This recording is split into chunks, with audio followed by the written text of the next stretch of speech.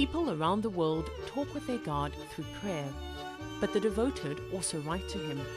The Almighty, it appears, has his own postbox and address, and each year thousands of letters land up in it. This is God, Jerusalem. The Israeli Postal Service sorts through more than 2 million items of mail a day, a handful of which land up here in the lost and dead box department of Jerusalem's central post office. They're written mostly by Jews and some Christians, and they come with different addresses but are unanswerable, at least by man. They're all destined for the same place. The names on the envelopes: to God, King of Israel, Jesus, Sacred Mary, or simply Jerusalem. I remember one letter that the most emotional that I have ever read. He asked God to send his wife in the dream in order to see her again, because he is very missed her. Something is very touchy. Somebody who asks for a new car, a new job, a new wife, and I feel that is a checklist, for God.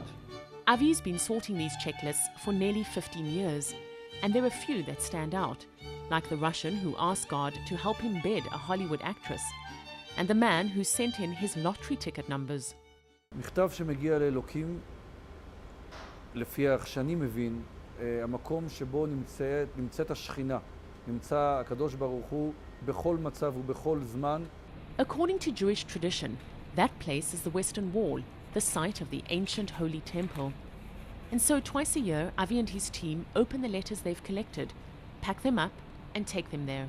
על פי היהדות, דבר שמגיע למעלה לשמיים, הוא צריך להגיע דרך האדמה.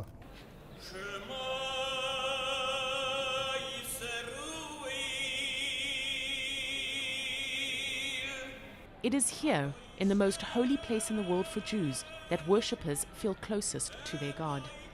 From the cracks between the stones, they believe their prayers float directly up to heaven. אנחנו יודעים ששלמה המלך, כשמקים את בית המקדש, הוא מבקש מאלוקים כל תחינה שתהיה לאדם. הוא פרס כפיו אל הבית הזה, הוא מתפלל כאן במקום הזה, שאלוקים ישמע את תפילתו, והקדוש ברוך הוא עונה לו, והיו עיניי וליבי שם כל הימים. בית המקדש קיים, בית המקדש חרב, אני תמיד כאן. עד כדי כך שאומרים חכמים זיכרונם לברכה, מעולם לא זזה שכינה מן הכותל המערבי. But thousands of people around the world worry that their notes never make it to Jerusalem. With little faith in the postal service, they've turned to a more reliable way of getting their missives to the wall. It's easier and more accessible for me to simply send an email and have someone else put my words in the wall for me. I'm sending a letter to say I'm sorry to people I've hurt in the past year.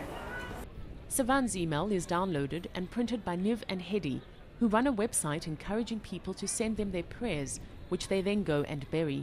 We want to encourage people to ask forgiveness and to forgive, and we believe that the world will be a better place when people do it. But some prefer an even more personal touch.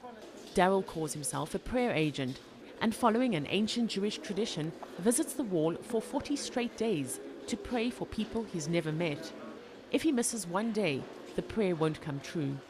Someone from South Africa called me and asked me to pray for them. It was for a daughter, actually. They also didn't have children, and thank God also a time later they did. And then I got a few more phone calls from this one, from that one, from South Africa.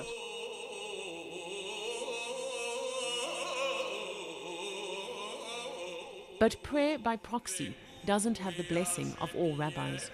However we understand prayer, it requires something very personal. It requires personal involvement.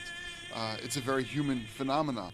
I think that technology has, to a large extent, caused a dehumanification of society.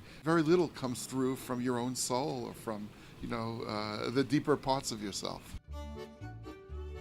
But there are still many around the world who put pen to paper in the belief that in times of sorrow and grief, there is only one address which God's messengers will deliver to.